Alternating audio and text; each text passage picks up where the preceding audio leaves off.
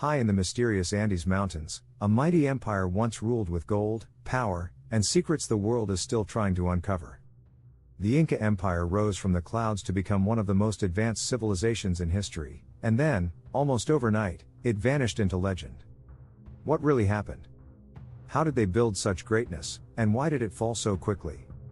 In this video, we're diving deep into the breathtaking rise, and dramatic collapse, of the Inca Empire. From lost cities and sacred rituals to betrayal, war, and Spanish conquest, get ready to uncover the secrets of one of history's greatest civilizations. The rise and fall of the Inca Empire, secrets of the Andes civilization high above the clouds, nestled within the jagged peaks of the Andes Mountains, a civilization emerged that would rise to become the most powerful empire in pre-Columbian America. The Inca Empire, known to its people as Tawantinsuyu, meaning the four regions, was not only vast, it was astonishingly advanced. Spanning more than 2,500 miles, the Incas created a civilization without money, without wheels, and without a written language. Yet they managed to organize millions of people, build architectural marvels, and connect their lands with one of the most advanced road systems in the ancient world. But with all this greatness came a dramatic and tragic collapse. What led to such an empire's downfall? Let's uncover the story by counting down the 10 most pivotal aspects of the Inca Empire's rise and fall. 10. From myth to empire, the origins in Cusco. The story of the Inca Empire begins not in war or conquest, but in legend. The Incas believed they were descended from the sun god, Inti, who sent his children, Manco Capac and Mama Oclo, to bring civilization to the world. Emerging from Lake Titicaca, they were guided to the valley of Cusco, where they would plant a golden staff and build the empire's spiritual and political heart. From this sacred origin story, a small tribe grew, gradually asserting dominance over the region. But the Inca were not always powerful, they were once just one of many tribes in the Andes. It took centuries of persistence, diplomacy, and ambition to evolve from a village into a kingdom, and eventually, into a vast empire. 9. Mastery of the impossible. Inca engineering. One of the greatest wonders of the Inca civilization was their engineering brilliance. The Andean terrain is some of the most difficult in the world, mountains, cliffs, and valleys stretch for miles. But the Incas didn't see obstacles. They saw opportunity. They carved terraces into mountainsides, turning steep slopes into farmland. These structures required no mortar, yet they have survived centuries of earthquakes. The most iconic example is Machu Picchu, an ancient city nestled between peaks, designed with astronomical precision and featuring complex drainage systems. The Incas also built suspension bridges made of woven grass and a road network, over 24,000 miles long, that rivaled Rome's. It connected every corner of the empire, allowing swift communication and control. 8. Unity through labor. The Mita system. Unlike most empires, the Incas didn't use coins or currency. Their entire economy was based on labor. Under the Mita system, citizens were expected to dedicate part of their time to public service, building roads, farming government land, or serving in the military. In return, the state provided food, clothing, and protection. This labor tax created a deeply integrated society where everyone contributed to the collective good. The government stored vast surpluses of food and supplies in hundreds of warehouses throughout the empire, ensuring resilience against famine or disaster. The system was not perfect, but for its time, it was remarkably efficient and equitable. 7. A civilization without writing, but not without record. Here's one of the greatest puzzles of the Inca world. How did they manage such a massive, organized society without written language? The answer lies in quipus, a system of knotted strings that recorded numbers, dates, and perhaps even stories. These records helped manage taxes, population data, and agricultural cycles. Messages traveled across the empire by way of the chasquis, a network of runners stationed at intervals who relayed information quickly along the mountain roads. It was a memory-based civilization that relied heavily on oral tradition, with stories passed from generation to generation by Amautas, the wise teachers and historians of Inca society. 6. The Age of Expansion. Pachacuti and the Golden Empire. The real turning point in Inca history came with the ninth ruler, Pachacuti, in the mid-1400s.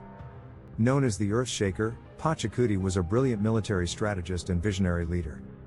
He transformed Cusco from a small kingdom into the capital of a sprawling empire. He reorganized the government, introduced new laws, and launched military campaigns that brought vast territories under Inca control. It was during his reign that many of the empire's greatest achievements took place, including the likely construction of Machu Picchu. After him, his son Tupac Inca Yupanqui and grandson Huayna Capac continued to expand the empire to its furthest reaches. Under their leadership, the Inca came to dominate nearly the entire western coast of South America, unifying dozens of cultures under one flag. 5. Power, religion, and the divine Sapa Inca religion was not just spiritual, it was political. The Sapa Inca wasn't merely a king, he was believed to be a direct descendant of the sun god himself. This divine status gave him unquestionable authority over his people. The center of Inca religion was the Coricancha, or Temple of the Sun, in Cusco. Its walls were once covered in sheets of gold, reflecting the sun's rays and dazzling all who entered. Festivals were held to honor the gods, and offerings of food, chicha, corn beer, and even sacrifices were made to ensure good harvests and protect the empire. When a Sapa Inca died, he wasn't buried and forgotten, he was mummified, placed in a royal compound, and treated as if still alive, consulted in ceremonies, and even fed. The past and present were deeply connected, and ancestors were a constant presence in daily life. 4. A multinational, multi-ethnic empire. Though we often think of the Inca as one people, the empire was made up of hundreds of different ethnic groups and languages. When the Inca conquered a new area, they often allowed local rulers to stay in power, as long as they swore loyalty and paid tribute. This strategy helped maintain stability and reduced resistance. The Incas also promoted Quechua as a unifying language, which is still spoken today by millions. Local customs, religious practices, and traditions were often blended with Inca culture. Yet, beneath this tolerance was a powerful bureaucratic system that monitored everything.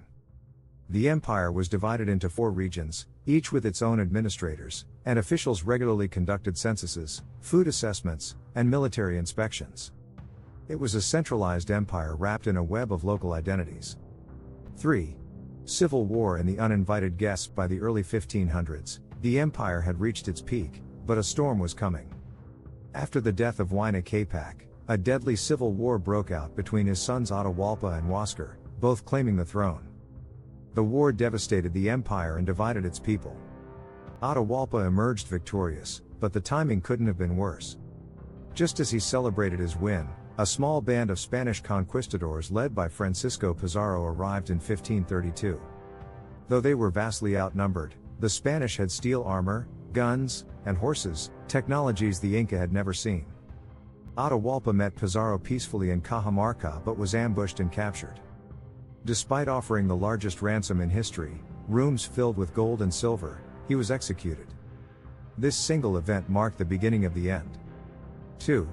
Plague, betrayal, and desperate resistance. Long before the Spanish weapons arrived, their diseases had. Smallpox, influenza, and measles swept through the empire, killing millions and destabilizing its political structure. Entire villages were wiped out. The leadership vacuum left by the civil war and the plague made the empire ripe for conquest. After Atahualpa's death, the Spanish manipulated local tribes who resented Inca rule, turning them into allies. But resistance didn't die easily. Manco Inca Yupanqui, initially a puppet ruler installed by the Spanish, turned against them and led a rebellion. He established a hidden Inca capital in the jungle fortress of Vilcabamba, launching guerrilla attacks for decades. However, by 1572, the Spanish captured and executed the last Inca ruler, Tupac Amaru, bringing an official end to the empire. 1. Echoes in the mountains. The Inca legacy lives on. Though the Inca Empire fell, it never disappeared. Its spirit still lives in the Andes. The Quechua and Aymara people continue to speak their ancestral languages, farm the terraced fields, and honor the traditions of their ancestors. Every year, festivals like Inti Raymi reenact ancient Inca rituals. Machu Picchu remains a symbol of wonder and national pride, drawing millions of visitors and reminding the world of the civilization that once ruled the sky. The roads they built are still used.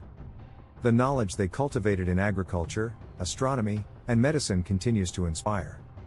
The Inca may have fallen to swords and sickness, but their legacy stands firm in stone, and in spirit. If you found this journey through time fascinating, don't forget to like the video, share it with fellow history lovers, and subscribe for more powerful stories from the past. Thanks for watching. And until next time, keep exploring the untold chapters of history.